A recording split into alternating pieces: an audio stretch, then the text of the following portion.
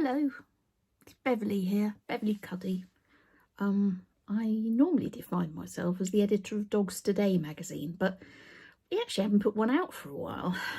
The last one we did had the lovely Kratu on the front cover, and that was about the 30th year that we've been putting these magazines out. And I must admit, putting that one to bed and then having this gap, well, it's been a bit peculiar. Can you hear the sound of someone flushing a toilet? Oh, the glamour of working from home. Wonder whether someone's going to burst in. Well, who knows? You just never know. I shall pretend that nothing is going to happen and carry on. Right, yes, so the last time we spoke, you couldn't see me. You could just hear me. So this is an experiment. And it's also an experiment to see whether or not I can actually operate a green screen. This is behind me as a green screen. If it's still green, I can't operate a green screen. Anyway, I wanted to start doing video podcasts and I wanted to learn how to do them. So this is a bit of an experiment. Anyway, how are you? How are you all coping? I mean, is it just me that's going slightly mad? Well, quite mad, probably. I really do feel the way I used to feel when I was avoiding doing my homework when I was a teenager, which is not a feeling I really want to have.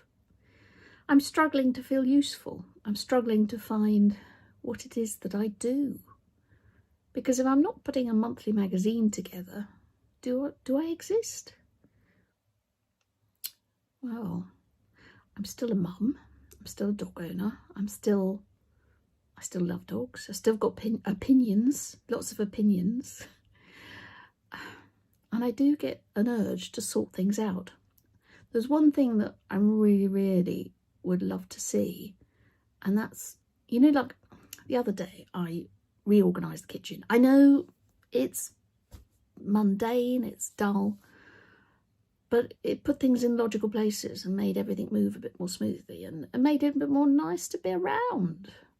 And everyone, whilst they didn't all jump up and down and say, oh, wow, well done, it was just logical and sensible. Now, I'd like to do that sort of tidy up in the dog world. Why? I don't know. I've spent 30 odd years editing a magazine about dogs. And since I was a kid, I've been around dogs. I've viewed the dog world from so many different angles that, well, it's my area of study. I mean, some people have like 10 minutes of James II or something rather that they major in, but I'm the dog world and how it fits together would be my mastermind specialist subject. Now, if I could move everyone around like they were, bottles of oil on a shelf, I think I could put it all in a much more logical order. And I've got a really massive idea for restructuring everything so that the public can find their way around and can find the good people. And the bad people, well, I don't believe in punishment. I don't believe in, I believe that everybody is capable of being saved and educated and changed and reformed, or the circumstances in which they're operating become so uncomfortable and difficult because they have to do things better that they find something less regulated and go off and do that doesn't involve a sentient being. Right, okay. This is a short, not particularly sweet podcast from a woman who is struggling to find her place in this new normal, whilst at the same time realising I haven't actually told you what happened. What happened? Well, magazines have not been a great industry to be in for quite some time. 30 years ago, magazines were, wow, you walked into Smith's and the shelves were lined with glossy magazines, and at lunchtime everybody stood there and read them and didn't buy them.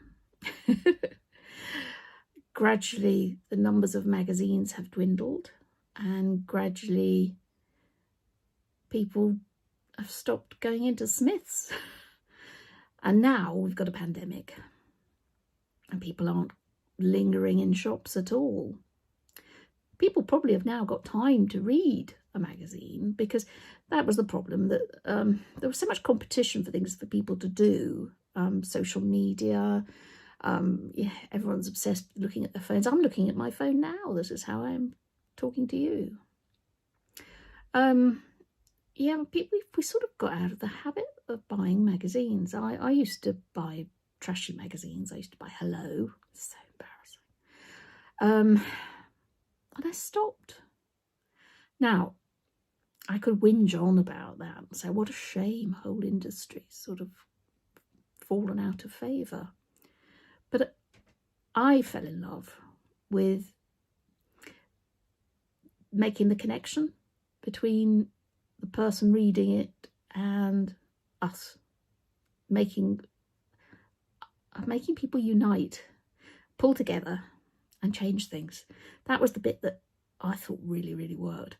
Also, I got really quite sort of sentimental when people wrote me little letters and said, you know, when I was going through my divorce, the magazine dropping on the mat every month, it felt like a friend.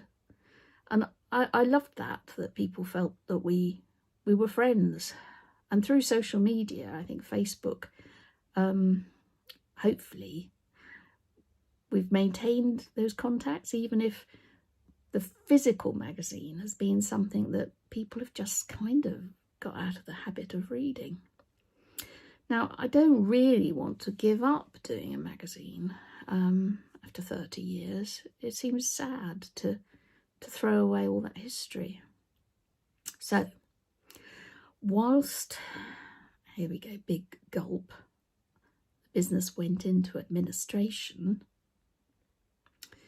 Oh dear. And I must admit, every effort was made not to do that. Spent all my savings, cashed in my pension. Husband's done the same. Really, we did try so hard not to stop. And the last year was awful. I mean, just every month was such a struggle.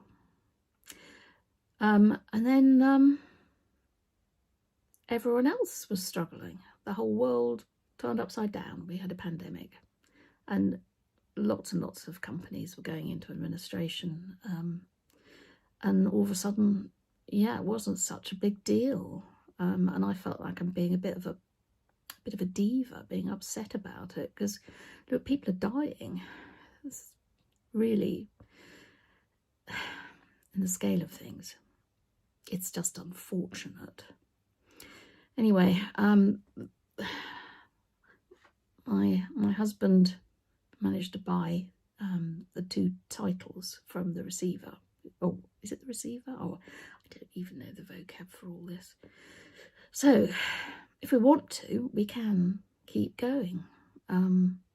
We have a magazine designed, ready to go. But I'm reticent, because if it wasn't profitable before, why would it be profitable now? I think you've got to do it in a different way. We may put a magazine out just to say, look, you know, what do you want? Tell us what you want us to do. I've got some ideas for what I think would work, because nobody wants a throwaway media again. I mean, even the most passionate fan who had, like, you know, every single edition, there's a point where you cannot physically maintain that collection, and you know, you can't. You have to build an extension for the library. So yes, I think maybe the digital version of it. Yeah, I mean, I hope you've noticed, but bless her, Alessandra, is still writing the news daily, and I'm sharing it. So we're covering the big stories every day immediately for free. But we do need to make some money to pay the wages, and just keep everyone going, because my team, my lovely Rosie, our designer, had been with me nearly every year of these last 30 years, and Claire and Karen, and oh dear, all my lovely contributors. See, it's making me sad again. Now, stop being sad. Let's think of how to go forward and to make something future-proof, something useful, something vital, because we've, on some levels, things have never been better. We've got animal welfare legislation through that, we've only ever dreamed of, like banning pet shops from selling puppies. I mean, wow. I mean, being involved in that. And we were all getting all excited for the launch, and then, wow, the world just changed in ways that we couldn't ever have predicted. And the issues affecting dog owners now are very different. And there's still things to say, but I'm not sure. I'm not sure whether we do it in a magazine or we do a mixture of things. Anyway, so that's why I'm talking to you now, to fill you in what happened, why I was weird for about a year. I was struggling, literally struggling, to come to terms with accepting that, well, we were in trouble. It's difficult, isn't it? It's difficult to, if you've been someone who copes and just gets on with stuff, and then you get, it's like a game of poker where I shouldn't talk about gambling. Well, yeah, at what point do you fold? Yeah, I'm stubborn. I don't like giving up on things. Anyway, I don't want to give up. I want to do something that pulls together 30 years of experience, 30 years of people being fantastic, learning about all the different bits of the dog world and how they fit together, who the good people are, and coming up with something that is as good as the way I've tidied up the kitchen. Something that makes it all work and makes it so that the good people are easy to spot. And I've got a really, really brilliant idea. I just need to write it down and persuade all the really good people to get passionate about it, and to see what they agree with rather than what they disagree with, what unites them rather than divides them, and forget that in the past people have tried to do things. They've tried to create umbrellas that, bring all the good together, but they've always been umbrellas within a subsection. We've had, great organisations that pull together groups of people with one particular skill, but we haven't had an overarching one that brings everybody that cares together. And that's kind of what I'd like to do. And it's not even a case of I'd like to do it. I'd like it to happen is really what I'm saying. I'm old enough and wise enough to know that even though I come up with an idea, chances are at some point somebody's going to wrestle it off me, and it's going to be their idea, and they're going to do it the way they wanted to do it, and I'll just get heartbroken and cry at the side of the, well, it. But if it just happens though, it'd be really nice. I'd really like to see something in place that makes it better for the future, so that dogs in society are better looked after, are better acquired, are better, well, the whole thing just works a bit more smoothly, so that there aren't horrid people making nasty money out of suffering, which is, you know, it's just wrong. There's a better way of doing it. It's quite a simple idea. Just needs a few people to believe in it. Needs you to believe in me a little bit as well, and me to believe in me. I've got to remember that I can do things. I'm feeling I'm sure everybody's feeling like this, that, you know, I'm not doing anything vital. I'm not saving people's lives. I've got guilt. I've got guilt that we live in a nice place with, and we've got a lot of people in the house, and we're looking after each other. I just worry about people who are in a worse situation. I mean, we've got a problem in that, you know, my business has gone. It's gone. Spent all my savings. Yeah, could be better really, but you know, at least we haven't caught the virus, and at least we've got food for dinner, and Betty's well, and hopefully I've mastered the art of the green screen, and I'll have a beautiful, beautiful background, and I don't look too mad, and I'm looking at the right bit of the phone so that my weird cross eyes aren't as crossed as they might be. Anyway, tucked in there was quite a big revelation. I'm sorry.